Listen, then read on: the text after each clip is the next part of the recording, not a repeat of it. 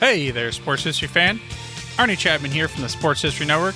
Now, before you jump into this episode, I wanted to share with you an exciting giveaway we have going on with Home Field Apparel.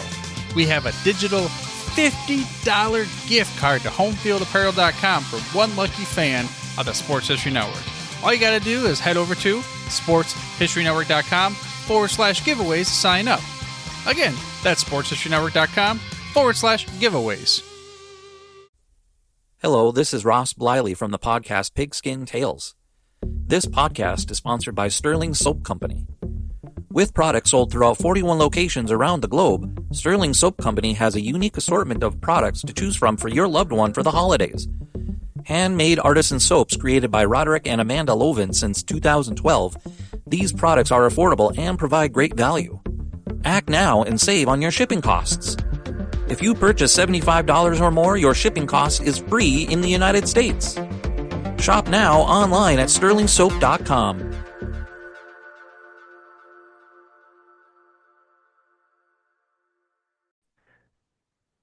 And we'd like to welcome everybody back to the Football's Family Podcast. And on this show, if you've listened to me for any period of time, I do a lot of football talk, and that's the whole idea of this.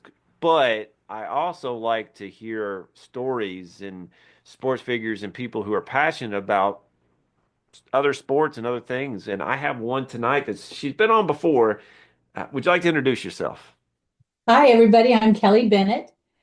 I'm happy to be back again and talking football and families and other sports too. Absolutely. Now, last time I was thinking about this. Last time I learned how to do two podcasts and mesh them together because we ran into a time constraint, which happens on Zoom. But you read us a book.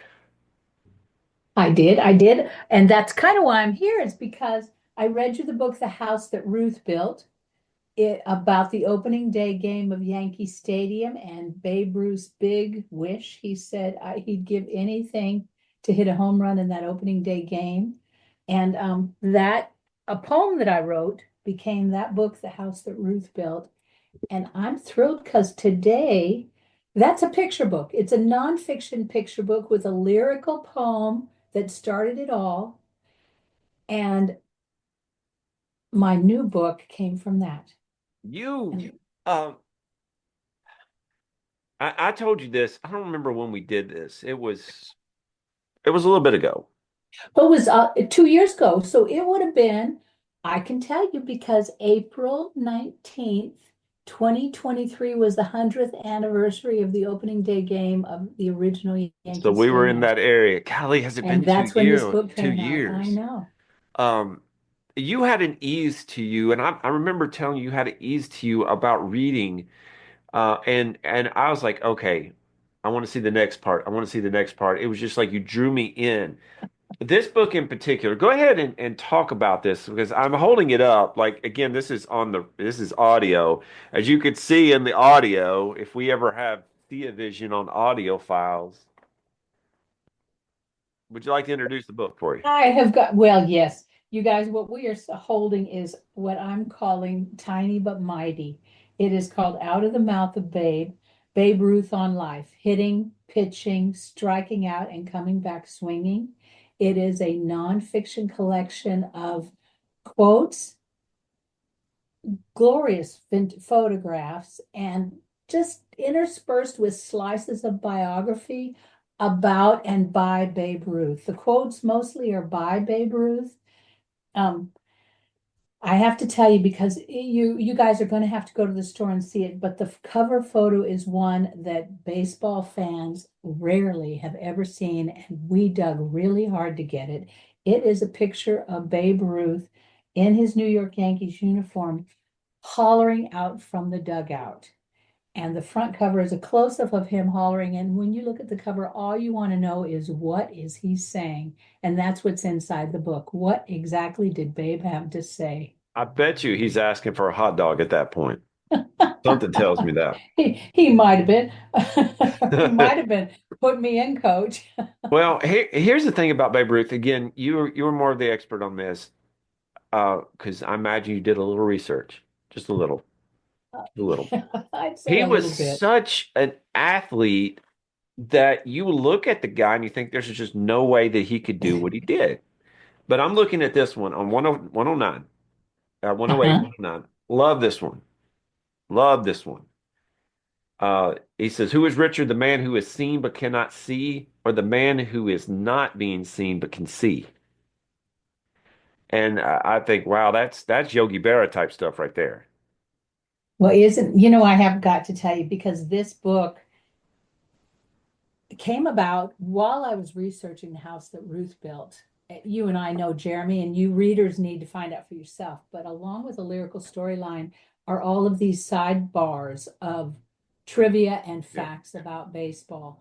And it's a little skinny picture book. I'm talking 32 pages for the youngest reader. I had to do a lot of research, and what I found was the more I learned about Babe Ruth, we hear about how raucous he was, we hear about how wild he was, we hear about how bigger than life he was, but he also was the first superstar athlete. And he was a really nice guy, a really humble guy. And what I found was that now you have to go back in the days before TV, before radio, before airplanes, before mass communication. Everybody learned everything they could by the radio. I mean, not by the radio, I'm sorry, by newspapers and news reporters. And the reporters would actually travel with the team hours and hours on the train and in hotels and restaurants, and they had a lot of time to talk to Babe, and Babe did like to talk. So what we're lucky enough to have, and in the beginning of the book, I do thank sports writers and newspapers, because we have so many of Babe's words, and he had hours to share them. And with those words came his philosophy on how he could become the super athlete and the superstar that he was. You you put a lot of these pictures.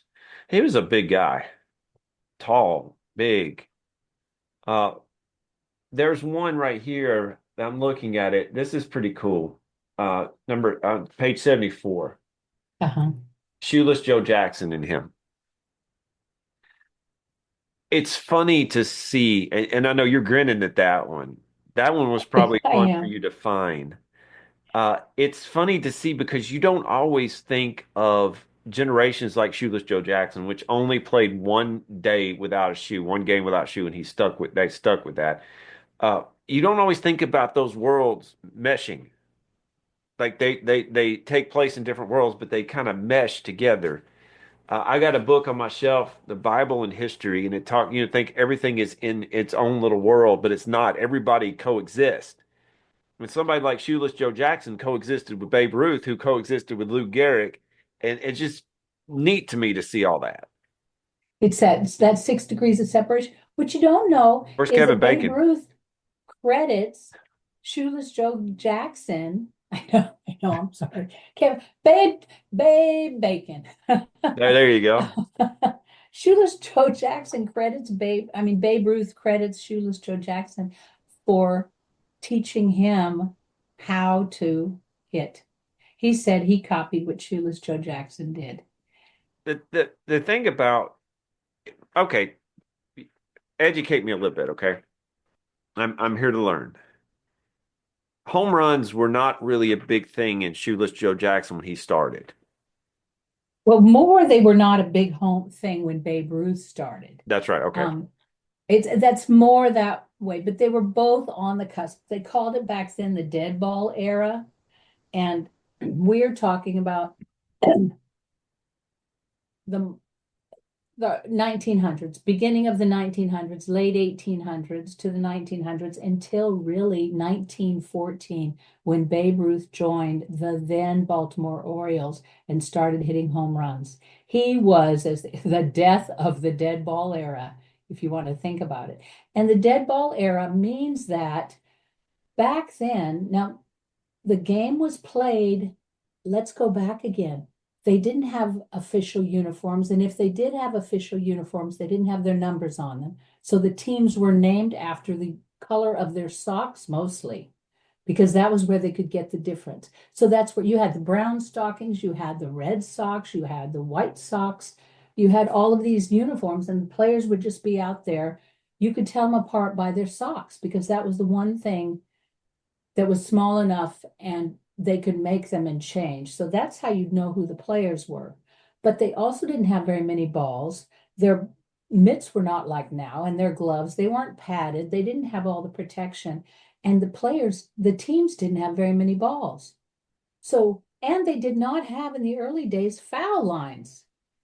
So that was all of these innovations came later, the same way the time clock is coming now, the pitch clock, whether however you feel about it, to make the game go faster and easier. Because think about it, if a player hit the ball too far, there weren't fences up. They were playing on fields. People are going to be chasing that ball. If they lost it, what happens? The game's over. So yeah, go ahead. I'm sorry. No, so the game was all about playing on the infield. The pitcher tried his best to get the batter to swing at anything. And by that, they would put anything they could think of, glue and scratch the ball and gum it up and tar it up and do whatever to make it bobble any way they could because they didn't want the batter to hit it. The batter's whole job was just to hit the ball and get on base. And then it was much more of an infield game. So they were playing, just trying to get around the bases, a lot of stealing, a lot of pickles, a lot of much more of an infield. Here comes Babe, 1914, straight out of St. Mary's in Baltimore, a boys' school with 800 boys. And Babe Ruth, clearly he had not gotten the memo because he got out there and he did just what his hero, one of the brothers, Brother Matthias at St. Mary's, and Xavier and Brother, had taught him how to hit. Brother Matthias would throw the ball up and he would wallop the ball as far as he could and have those boys run and chase it. Well, Babe said when he saw Brother Matthias, he knew what he wanted to do. So here comes Babe to the major leagues. Little boy, $600 a year, thought he was rich, gets out there and he didn't hear the minnow. First thing he did was go out there and wallow the ball as far as he could, to the point where the newspapers criticized him for ruining the game. He wasn't being a gentleman, but the fans, they loved it. Well, I'm looking at this, page 161. Explain this for me here, because this may go along. I read this. I'm like, I remember when you're talking like here, if I tried for them dinky singles, I could have batted around 600. Is that basically what you're talking about? That's exactly it. They said that there was nothing more exciting than Babe Ruth hitting a home run. If there was anything more exciting, it was him striking out. He gave everything he could when he went up to bat. And he did do a good job at the striking out, but I think he's the kind of guy that didn't believe in just walking. No, in anything he did in life. And I have got to stop because I would be remiss if we let any more time go by before I talked about my co-curators in this book. While I was writing The House That Ruth Built, and while I was researching those sidebars, I had the good fortune to meet, and I was trying to think who. I think it is through the Babe Ruth Birthplace Museum in Baltimore, Maryland. But it might not have been. I met Tom Stevens, Babe's great-grandson, and his great-grandson, Brent Stevens. Oh, wow. And it was in the course of verifying the information for The House That Ruth Built and trying to obtain pictures that I became acquainted with them and the Ruth Stevens family friend, Stu Dressler. And so Brent and Stu and I got to be friends and spent a lot of time digging up photos. They were very helpful in gathering the material for that book, as was Tom Stevens, Brent's father, and Babe's grandson. That when we were finished with the book, The House That Ruth Built, and I had gathered all of this stuff, all of these phenomenal quotes from Babe Ruth, that I couldn't let it go yet. And I contacted Brent and Stu and said, what do you think about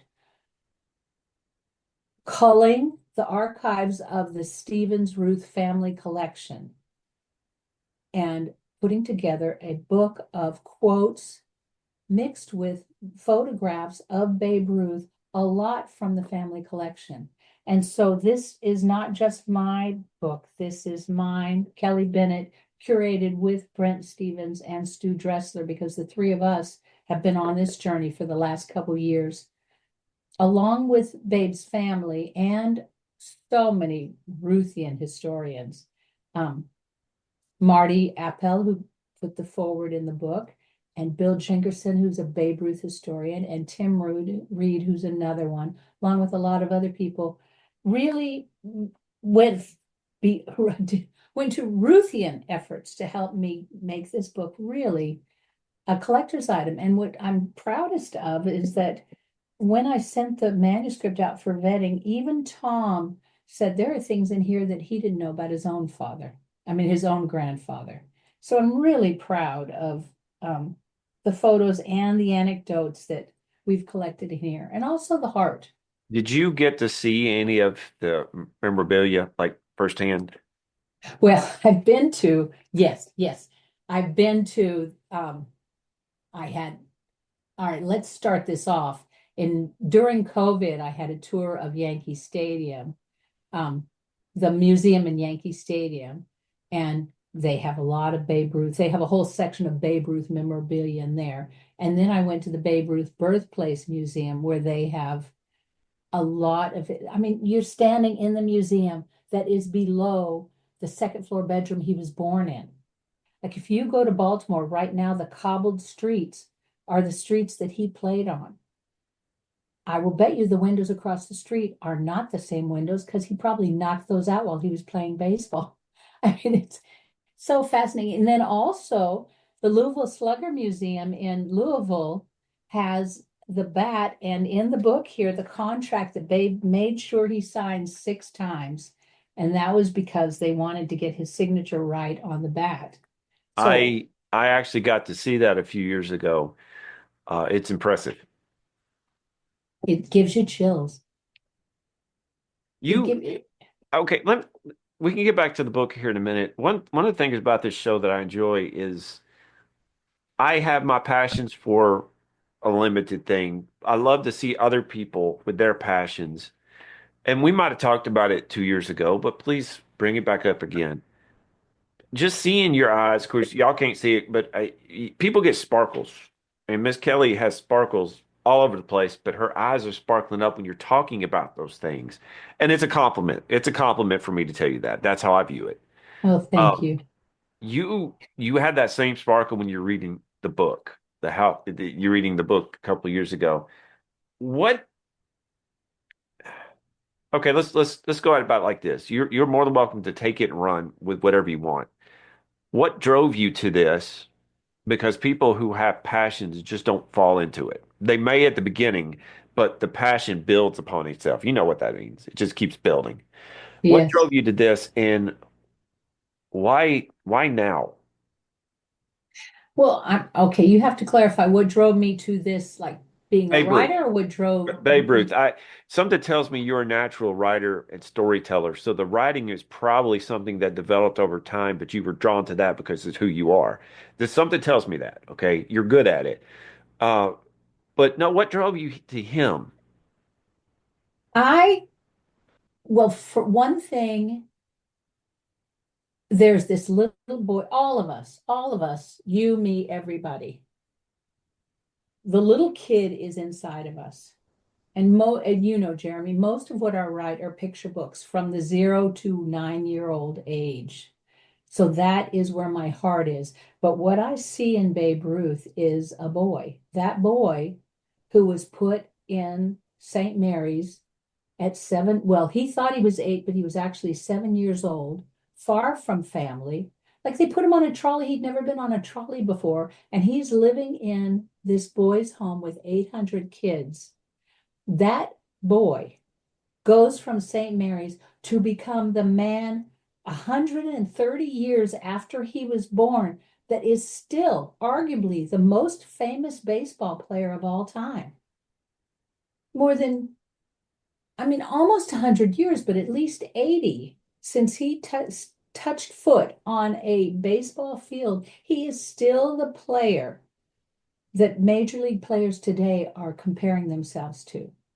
Shohei Ohtani didn't break his pitching record until 1921. I mean, until 2021. You can see this is my passion.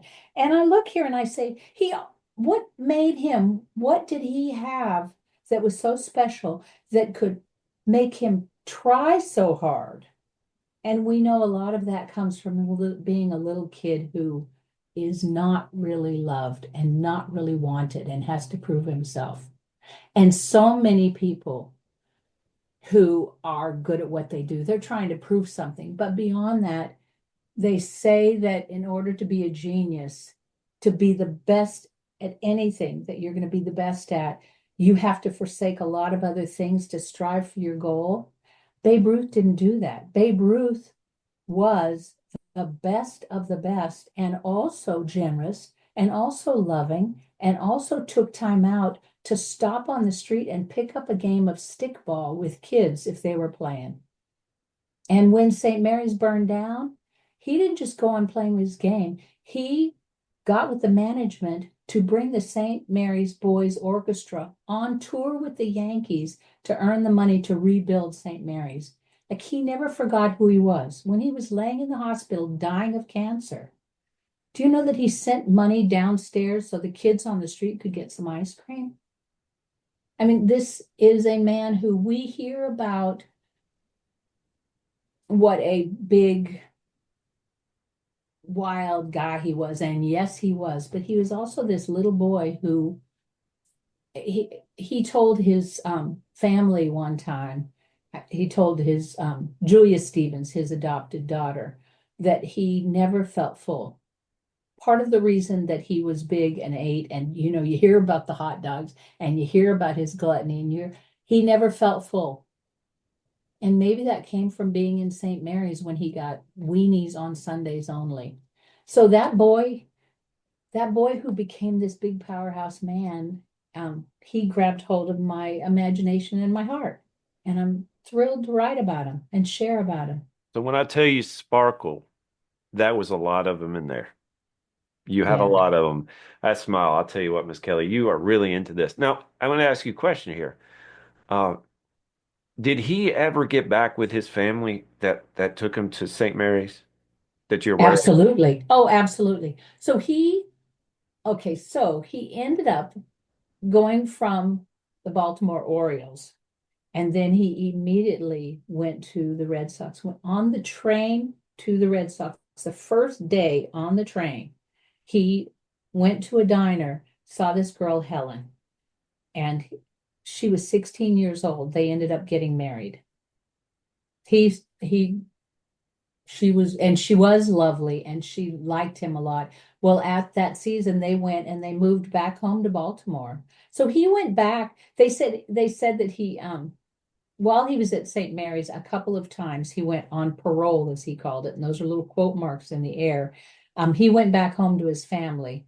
And one time when his mom was really sick. Now, his mom was a lady named Katie, little teeny 4 foot something, young. She had 8 children. Babe Ruth was the oldest. She had 8 children, 2 sets of twins, and of those 8 children, only 2 survived. Babe, the oldest, and the youngest sister, Maisie. And they say that Katie really had some problems. Some people said she had a drinking problem. Some people said she had just laid around all the time. Now imagine back in that day, she probably had postpartum depression. And then his dad was a lightning rod salesman that turned into being a barkeep, and they kept a saloon at night. They lived over the top. His grandparents lived around the street, and he grew up in a place called Pigtown in Baltimore. It was close to the waterfront then. Now that we've renovated, it's a couple blocks away. They called it Pigtown because pigs literally, they would run them through the streets from the ship to the stockyard or vice versa. And they said if you were lucky on a Sunday and you reached out your basement window, you could grab a pig and have dinner. I mean, that's where he grew up. And his parents were busy all the time. And his mom probably was Well, imagine, pregnant all the time, sickly, losing babies. She had no time for him. His father had no time for him. He also, they believe that he probably had ADD, and he definitely had some difficulty reading, because when he went to St. Mary's, he was put into younger classes, and he was very embarrassed because he was in with the littler boys and he couldn't read very well. But he was also really smart and very generous. At St. Mary's, the boys were there to learn, but also to learn a trade, because the Xavier and brothers knew that they would have to go out and make a living for themselves. Babe was in training to be a tailor. So they'd wake up at 6, they'd go to mass, they'd go to school for a couple hours, then they'd go to train in their trade, and they were paid. The Xavier and brothers kept a little bit of the money so they'd have a nest egg when they left at 21 years old. Imagine that. Good gracious. 21. And I know, not now. And then 21 years old, and Babe would spend his pocket money on candy and give it to the littler kids who weren't going to work yet because they didn't have any money. Like, that was where he started. He was thinking about those other little kids even back then. Would his, okay, let me see how I can word this, and correct me, please, when I go off. Uh-huh. You tell him about his lifestyle. He seems to be the kind of guy that would be, have you ever seen the Savannah Bananas? Have you heard of them? Oh, I haven't seen him yet. I so want to. I have put in for the lottery a lot of times. Yeah, that Savannah Bananas, if you don't know it, it's family entertainment, 100%. They were going bankrupt for a while. Now they're selling out NFL stadiums. Come on now. Oh, That's all so about kids. fun. He seems to be that way, that he would give time for kids. Would his lifestyle right now, okay, his lifestyle back then, bigger than life, that sort of stuff, would it equate to today? Could he just go right into the major leagues? It's funny because I've had to think about that, Jeremy. Babe Ruth is everybody, I'm well aware. He's famous for drinking a lot. He's famous for being wild. He flipped a lot of cars. They said one game he actually got pulled over by the cops because he was speeding, and they found out who he was, and they then gave him a police escort to the stadium to play the game and didn't give him the ticket until afterward. I mean, he was wild. But he also, when he was so famous, his face, think about this. This is before we had black and white photography. We did not have television. People saw his caricatures and black and white photos in newspapers, but because he was so distinct looking, they could pick him out of a crowd. He could not go anywhere without being mobbed.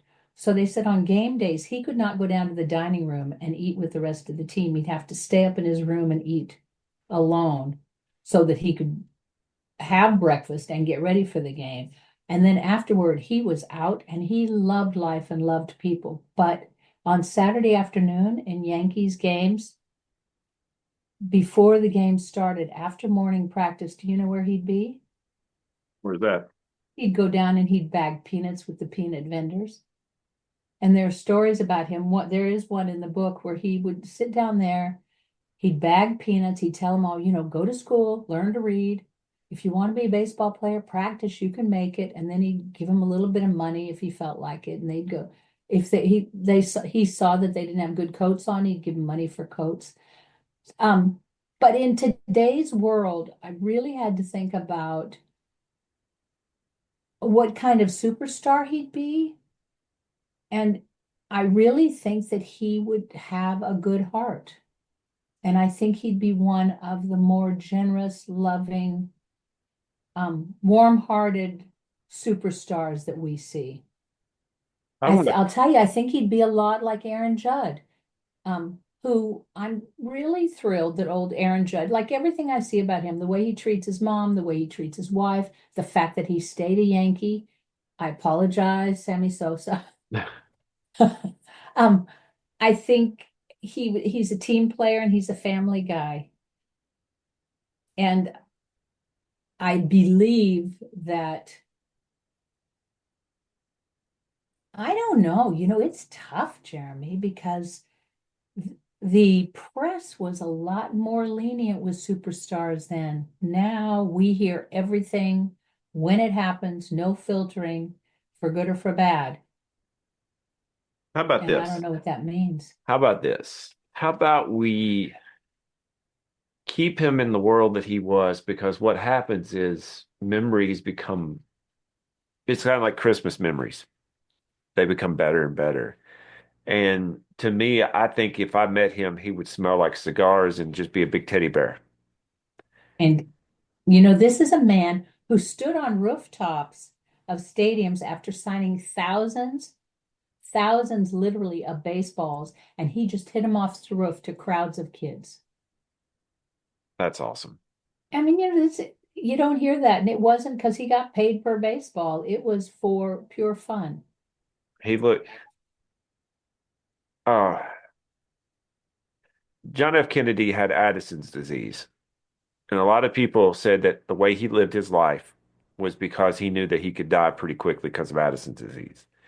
I wonder if Ruth knew where he came from, that his life was pretty short with his brothers and sisters and things like that. I wonder if he lived his life just because he said, I'm not going to get I don't know about tomorrow. I'm just going to enjoy it and people are going to benefit from it. I wonder if that was what it was. It could have been because when he was dying, he was, this is really cool because they did not know what he had to start with. And it turned out that he had a type of cancer. He actually was one of the first people to receive radiation and current cancer treatments that we're using now. And he said, even then, do these experimental treatments on me because maybe it's going to help somebody in the future. Like that was his thought. He um he went out of his way to help other people. And And I this is think that's something, the man he would have been. And even if you talk to players, Lou Gehrig, for instance, you talked about him earlier. When Lou Gehrig came up, he wasn't playing very good. He came from college. He came from Columbia. He came earlier than he would have. He didn't get to graduate because his family needed money. And when he started out, he was really doing lousy. And Babe Ruth, rather than being jealous or mean or spiteful, helped him out. Said, here, try this, use my bat, don't listen to it. You can make it happen. Um, yeah, that's what he was. Garrick did all right. He did. He did. I'll tell you what, we are running into the time that we were talking about in about 2 minutes. Actually, in about 1 minute, tell me a quick story about him and then tell us where you can get this book. Well, that's horrible. I can't do it in 2 minutes, but I am gonna say that Out of the Mouth of Babe is full of pictures and stories like you and I are talking about.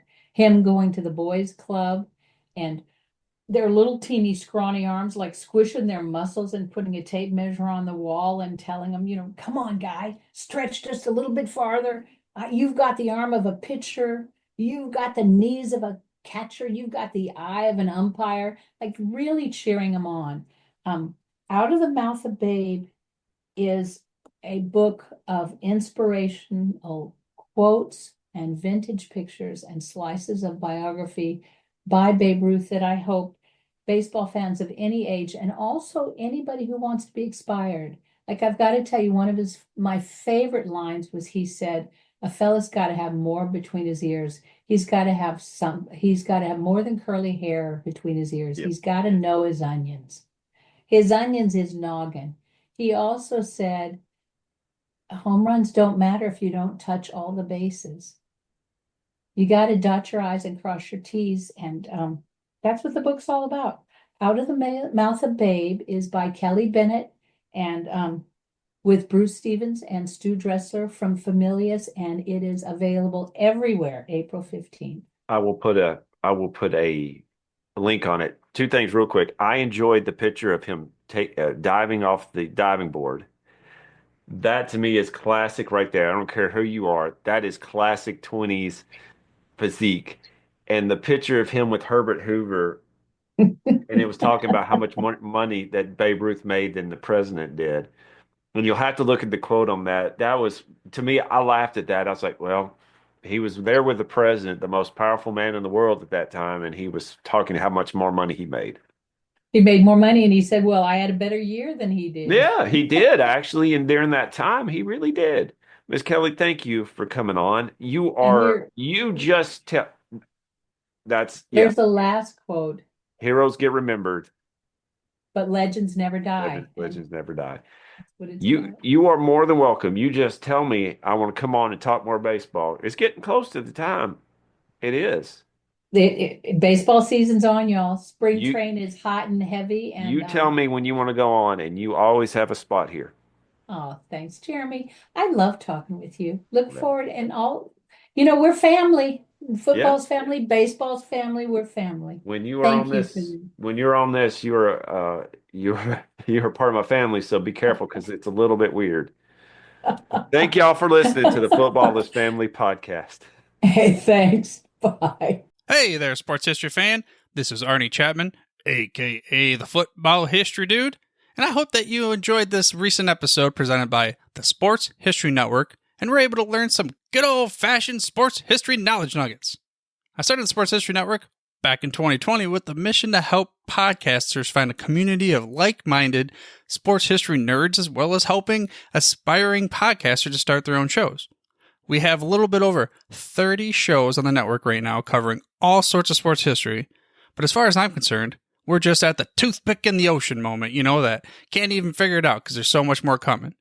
We wanted to create the ultimate headquarters for sports yesteryear, starting with Podcast Network and our website, but we're going to continue to move into other mediums as well. And here's the cool part, because we want you to be part of our team. So if you're interested in starting your own podcast, or maybe being a guest on one of our shows, or who knows, maybe even writing an article for us over on the website. Seriously, all you gotta do is reach out to us on the contact page over at sportshistorynetwork.com.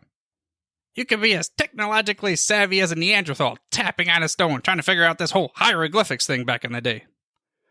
Again, it doesn't matter, because even if you don't understand the whole podcast space, we have a production team that can pretty much help you out with doing everything. All you gotta do, head over to sportshistorynetwork.com, head to the contact page, fill it out. That message goes right to me, and I'll reach out to you as soon as I can. But for now, dude, I'm through if you're through.